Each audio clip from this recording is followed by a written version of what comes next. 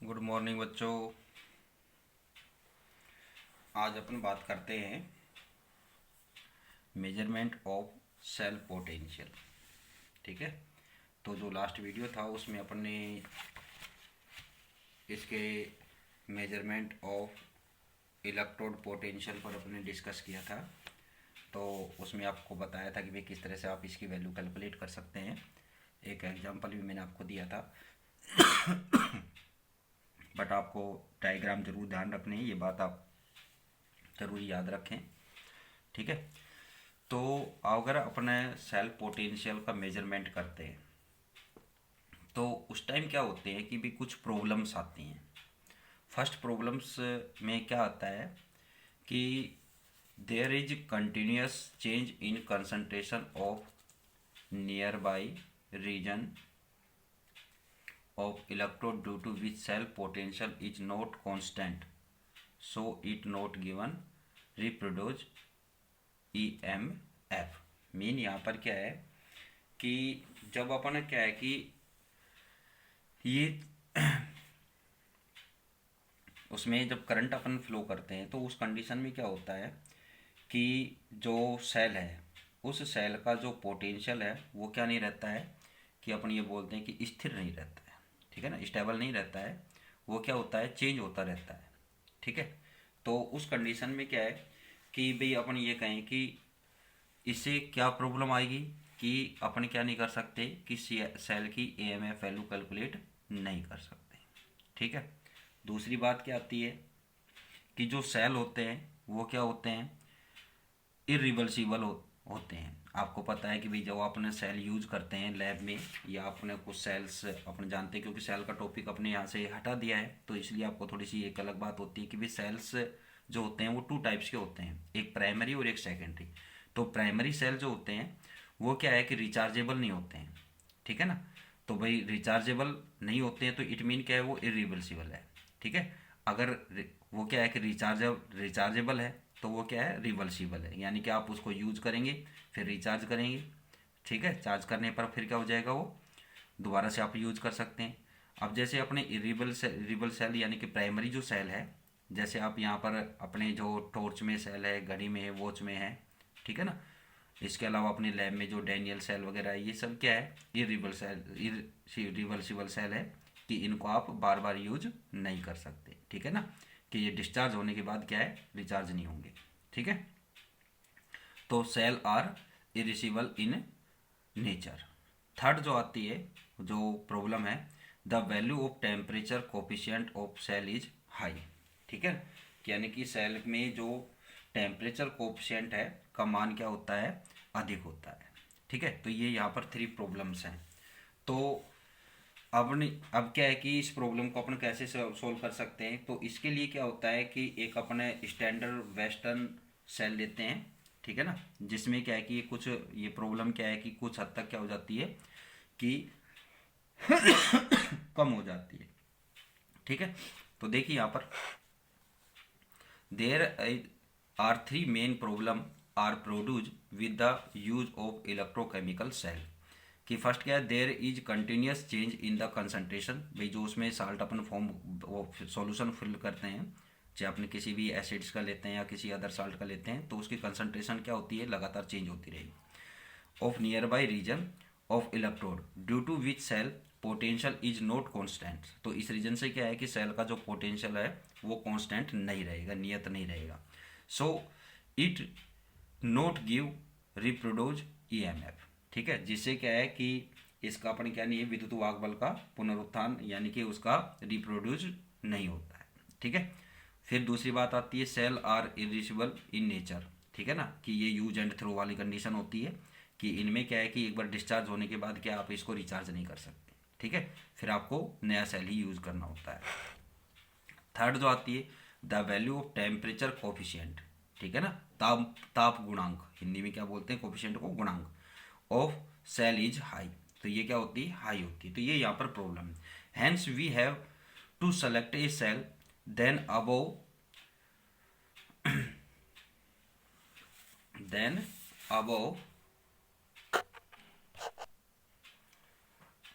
above said problem are not present in this cell and these problem are not found in standard western cell.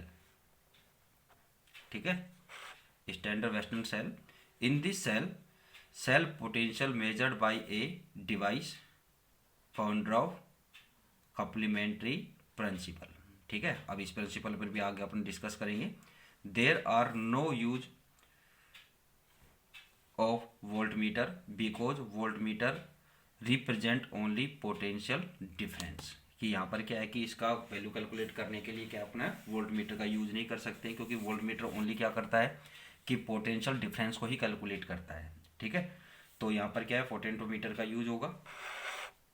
अब आता है standard western cell. अब ये cell क्या है, ठीक है, तो अपन इस पर बात करते हैं.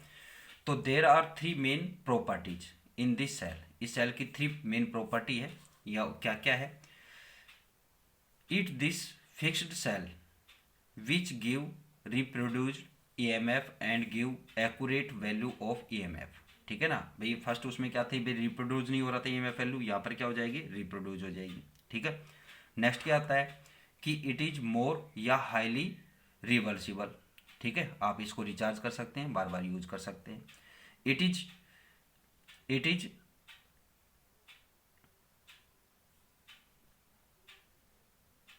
Temperature coefficient is very low. ठीक है ना, तो इसका क्या है कि टेम्परेचर जो कोफिशिएंट है वो क्या है लो होता है. ठीक है, उसमें हाई था. It is also called cadmium cell. ठीक है, ये इसका एग्जाम्पल है. ठीक है, फिर EMF of this cell is 1.0183 volt at 298 kelvin and temperature coefficient. ठीक है, and temperature coefficient is minus, यहाँ पर ये डैश नहीं है, क्या है माइनस 0.4 टाइम 0.5 वोल्ट केल्विन. ठीक है ना, आप इसको वोल्ट पर केल्विन या आप इस तरह से डिनोटेड कर सकते हैं, इस तरह से डिनोट कर सकते हैं, और इसकी फुल फॉर्म क्या है वोल्ट पर केल्विन है. ठीक है ना, आप किसी भी तरह से आप इसको डिनोटेड कर सकते हैं. ठीक है, तो यहाँ पर आपको ये शॉर्ट क्वेश्चन आंसर का एक इसकी वैल्यू पूछ सकते हैं आपसे, ईएमएफ वैल्यू. ठीक है ना, कैडमियम सेल की आपको यहाँ पर ईएमएफ वैल्यू और इसका क्या है टेम्परेचर कोफिशिएंट. ये आप शॉर्ट टाइप क्वेश्चन आंसर के लिए आप यहाँ पर ये आपको स्टडी करना है, यानी कि लर्न करना है. ठीक है, इसके बाद बात आती है कंस्ट्रक्शन, यानी कि इसका निर्माण. ये सेल कैसे फॉर्म होता है. तो ये क्या होता है एच शेप का सेल होता है. मैंने यहाँ पर डायग्राम नहीं बनाया है, तो मैं डायग्राम आपको बुक से दिखा रहा हूँ यहाँ पर. ठीक है, तो ये जो डायग्राम है यानी कि फिगर 3.11 ये जो है ये कौन सा है, यहाँ पर कैडमियम सेल है.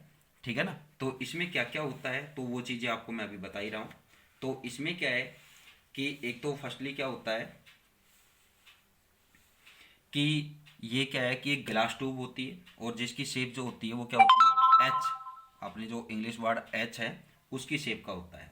ठीक है, जिसमें क्या होता है कि इसमें लोअर पार्ट में के जो हेड हैं उनमें क्या होता है प्लेटिनम के जो वायर है वो फ्यूज्ड वायर होते हैं. ठीक है, वायर फ्यूज्ड किए जाते हैं. इसके अलावा क्या है कि इसकी जो राइट ट्यूब है, राइट ट्यूब यानी कि ये वाली ट्यूब, राइट ट्यूब में क्या होता है कि इसका जो पेंदा है, ठीक है ना, इस पार्ट में क्या होता है कैडमियम और Hg यानी कि मरकरी का क्या होता है अमलगम इसमें फिल करते हैं. और इसमें क्या है कि जो कैडमियम का जो पार्ट होता है वो क्या होता है 12.5% होता है. ठीक है, इसके अलावा फिर इसका जो अपर पार्ट है, अपर पार्ट में जो अपन फिल करते हैं वो क्या है कैडमियम सल्फेट का 8/3 H2O का क्या है कि साल्ट इसमें फिल करते हैं. और बाकी जो इसका पार्ट जो बचता है रिमेनिंग जो पार्ट है उस पार्ट में क्या है कि अपन क्या भरते हैं सुपर सैचुरेटेड अति संतृप्त सुपर सैचुरेटेड कैडमियम सल्फेट का सॉल्यूशन भरते हैं. ये जो पार्ट है इसमें क्या है सुपर सल्फेट. ठीक है ना, सुपर सैचुरेटेड कैडमियम सल्फेट का सॉल्यूशन भरा हुआ दोनों पार्ट्स में ये. तो ठीक है, बात होती है अपने इतने पार्ट की जहाँ पर ये आपको डिवाइड दिख रहे हैं. ठीक है, सॉरी. अब बात करते हैं अपने लेफ्ट साइड की ट्यूब की, यानी कि इस टाइप की, इस साइड की ट्यूब में। तो जो लेफ्ट साइड की ट्यूब है, इसमें क्या होता है कि इसके जो एंड है, उस एंड पर तो क्या है, एच जी यानी कि मरकरी भरते हैं, और इसके ऊपर क्या करते हैं कि एच जी व यानी कि मरकरी और मर्क्यूरिक सल्फेट का क्या भरते हैं यहाँ पर, पेस्ट, जिसे अपने क्या बोलते हैं, कैलोमल। ठीक है, वो क्या करते हैं, इसमें फिल करते हैं। और इसके बाद इसमें क्या है कि सॉलिड कैडमियम सल्फेट का, कैडमियम सल्फेट 8/3 H2O का साल्ट यहाँ पर भरते हैं। 8/3 यहाँ पर जो ये दे रखा है ना, ये क्या है कि इसमें डॉट 8/3 H2 है। इट मीन यहाँ पर क्या है कि कैडमियम सल्फेट में क्या है कि 8/3 वाटर मॉलिक्यूल है, जिसे अपन बोलते हैं क्रिस्टलाइन वाटर। ठीक है ना, कि कोई भी जो साल्ट है उसकी, साल्ट की यूनिट में क्या है कि जो वाटर मॉलिक्यूल उसमें प्रेजेंट है, किस अमाउंट में जो वाटर मॉलिक्यूल प्रेजेंट होते हैं वो उसका है क्या है, क्रिस्टलाइन का वाटर बोला जाता है। तो ये क्या है, इसमें क्रिस्टलाइन वाटर है। ठीक है ना, यानी कि इसे अपने ये बोल सकते हैं इसमें नमी है। ठीक है, वेटनेस है ये इसकी। ठीक है, जिसे अपने यहाँ पर बोलते हैं कि नम को अपने आप क्या बोलते हैं, एनहाइड्रस। ठीक है ना, आर्द्र। ठीक है, का क्या भर देते हैं अपन, सुपर सैचुरेटेड कैडमियम सल्फेट का क्या भर देते हैं, सॉल्यूशन इसमें फिल कर देते हैं। और जब ये सेल क्या करता है, वर्किंग करता है, तो उस कंडीशन में क्या है कि एनोड और कैथोड पर क्या होती है, रिएक्शन होती है। तो वो रिएक्शन में भी आपको बता ही रहा हूँ। ठीक है, देखिए यहाँ पर, this cell has an H shaped glass container whose lower end are fused with platinum wire, right tube filled with cadmium mercury amalgam, in which 12.5% part of cadmium and above this salt is filled. Cadmium sulfate dot 8/3 H2O salt is filled and super saturated cadmium sulfate solution is filled in upper remaining part। ठीक है, ये हो गया किसका, right side की tube की बात। फिर आपको बताई मैंने लेफ्ट साइड, तो left tube filled with a paste of mercury calomel at lower end and mercuric sulphate is filled above it and then solid cadmium sulphate dot dot 8/3 H2O salt. ठीक है ना, यानी कैडमियम सल्फेट का आपको salt filled and super saturated cadmium sulphate solution is filled in remaining part. ठीक है, जो अभी आपको मैंने डायग्राम से बताई दिया। If cell is working then following reaction take place. तो अब क्या है कि भाई एनोड और कैथोड, आपको पता है भाई सेल में 2 पार्ट्स होते हैं, एक एनोड और एक कैथोड। तो एनोड पर तो क्या होता है, ऑक्सीडेशन, और कैथोड पर क्या होता है, रिडक्शन। तो ये रिएक्शन इस तरह से हो जाएगी, यानी कैडमियम से क्या होंगे, इलेक्ट्रॉन रिलीज होंगे, और यहाँ पर क्या होगा, ये सिस्टम होगा, यानी कि रिडक्शन का, एनोड पर ये रिएक्शन होगी। तो इस कंडीशन में अगर अपन नेट सेल रिएक्शन की बात करें, तो ये तो क्या है कि भाई एनोड और ये क्या है, कैथोड है। तो ये जो रिएक्शन होगी वो ये हो जाएगी कंप्लीट रिएक्शन। ठीक है, तो ये तीनों रिएक्शन आपको याद रखनी है, यहाँ पर लर्न करनी है। ठीक है ना, इसका डायग्राम भी और साथ में ये तीनों रिएक्शन भी। ठीक है, ये आपसे क्वेश्चन में की जा सकती है, बोर्ड एग्जाम में आपको क्वेश्चन में आपसे पूछ सकते हैं इसको। ठीक है, इसके बाद नेक्स्ट टॉपिक आता है Poggendorff complementary principle for measurement of electromotive force, यानी कि ईएमएफ वैल्यू। ठीक है, तो पेनड्रॉफ का ये क्या है, तो इसमें अपन बताते हैं कि भाई बात क्या होती है कि जो सेल पोटेंशियल है, ठीक है, तो उसका क्या है कि अपने जो मेजरमेंट है वो किसके द्वारा करते हैं, पेनड्रॉफ कम्प्लीमेंट्री प्रिंसिपल से आप इसको कैलकुलेट कर सकते हैं, जो भी आपको जस्ट एक पॉइंट पहले आपको बताया था ये। ठीक है, तो इसमें क्या क्या होता है, तो इसके लिए क्या करते हैं कि पहली बात तो अपन क्या बताते हैं कि सेल में क्या क्या होता है। तो इस सेल में क्या है कि भाई यदि किसी कोई भी जो सेल है, उस सेल के जो सेल पोटेंशियल के इक्वलेंट क्या है कि जो पोटेंशियल है किसी अदर सेल के क्या है कि अपने जो स्टैंडर्ड वेस्टर्न सेल है द्वारा क्या करते हैं कि ऑपोजिट डायरेक्शन में लगाते हैं। ठीक है, तो परिपथ में यानी कि क्या होता है कि जो सर्किट है, तो सर्किट में जब अपन ये जब ऐसे एडजस्ट करेंगे तो उस कंडीशन में क्या होगा कि सर्किट में करंट फ्लो क्या हो जाएगा, स्टॉप हो जाएगा, रुक जाएगा।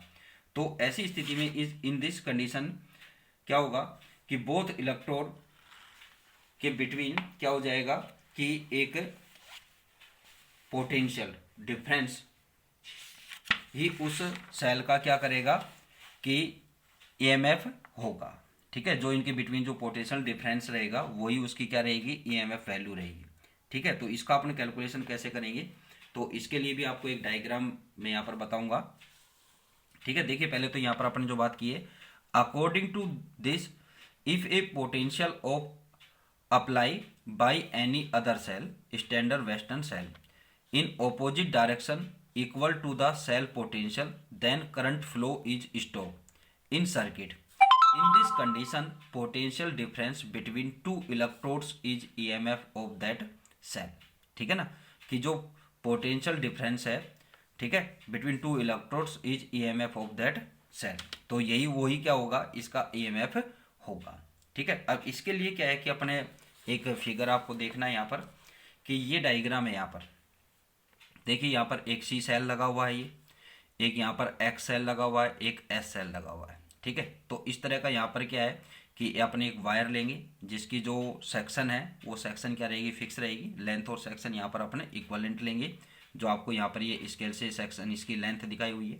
ठीक है, तो ये डायग्राम है इसका, और ये क्या है, पोटेंटोमीटर है। ठीक है, इसमें एक गैल्वेनोमीटर ऐड होता है। ठीक है, गैल्वेनोमीटर आपको पता है कि आप फिजिक्स में पढ़ते हैं कि गैल्वेनोमीटर क्या होता है कि जो इलेक्ट्रिसिटी की जो डायरेक्शन है उसको रिप्रेजेंट करता है, उसको क्या है कि अपने उससे अपने पता करते हैं। ठीक है, तो अब आप देखिए इसमें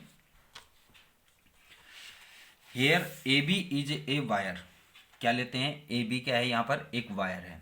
ठीक है, जो इस डायग्राम में ये रहा। ठीक है, ए बी क्या लेंगे, वायर लेते हैं। ठीक है, is a wire platinum iridium, platinum और इरिडियम का क्या है, अलॉय, यानी कि एक क्या है, मिक्स मेटल है। ठीक है, जैसे अपने मिश्र धातु बोलते हैं, जिसे अपने क्या बोलते हैं यहाँ पर, alloy, having 1 metre length of same horizontal cross section which is stretched on metre scale. ठीक है, जो आपको क्या है कि मीटर स्केल पर आपको यहाँ पर ये डिनोटेड की गई है। ठीक है, इसके बाद जो बात होती है reason for using platinum iridium alloy wire, इसके वायर के यूज करने के रीजन क्या है, it is hard metal so horizontal cross section is fixed from rubbing और स्लाइडिंग कॉन्टैक्ट। ठीक है, कि ये क्या है कि हार्ड मेटल है, तो अगर आप इसको स्लाइडिंग करते हैं या इसका क्या करते हैं, रबरिंग यानी कि इसको फिक्स करते हैं, तो इस पर कोई इफेक्ट नहीं पड़ेगा। ठीक है, फर्स्ट रीजन। सेकंड रीजन क्या है, इट्स रेजिस्टेंस इज हाई, इसका जो अपन बोलते हैं प्रतिरोध, ठीक है, रेजिस्टेंस क्या होता है, हाई होता है, so it is comfortable in potential balance. ठीक है, तो ये पोटेंशियल बैलेंस में क्या रहेगा, कंफर्टेबल रहेगा। ठीक है, अब बात करते हैं अपना आगे, C is a lead storage battery of fixed EMF, यानी कि लेड स्टोरेज जो बैटरी है अपनी यहाँ सेकेंडरी सेल, जो आपको यहाँ पर सी मैंने आपको बताया था, ये कौन सी है, लेड बैटरी है। ठीक है, जिसे अपन हिंदी बोलते हैं शीशा संचायक सेल। ठीक है, of fixed EMF and its EMF is higher than EMF of the cell, X is that unknown cell whose EMF is determined. अब इसमें क्या है कि एक X सेल है ये वाला, ठीक है, जिसकी आपको क्या करनी है, EMF वैल्यू कैलकुलेट करनी है। ठीक है, the EMF of cell C, ठीक है, जो आपको ये पता है कौन सा, लेड सेल है, is distributed uniformly on which AB wire and on completing the circuit, so the value of potential drop constant on moving from A to B when unknown cell X is taken in circuit which oppose EMF of C because both are working in opposite direction। अब अपन क्या है कि भाई इन दोनों की बात करेंगे, ये सेल और ये सेल दोनों क्या है कि ऑपोजिट डायरेक्शन में है, तो इस कंडीशन में क्या होगा कि इनमें क्या हो जाएगा कि भाई जो वैल्यू आएगी वो अलग आएगी, ठीक है। On moving sliding contact on A B wire D is obtained in galvanometer.